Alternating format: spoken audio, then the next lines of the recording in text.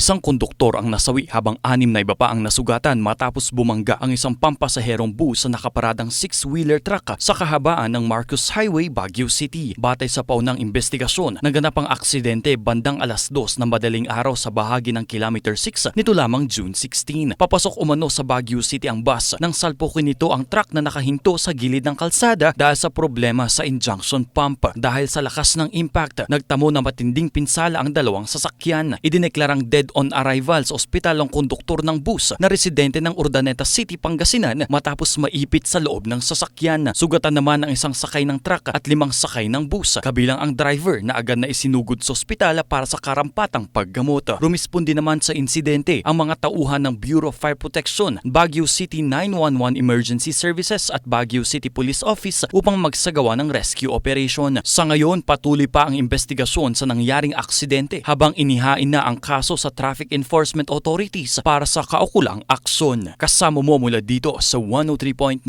IFM Baguio. Ito si Idol Noli Salio. Tatak, RMN.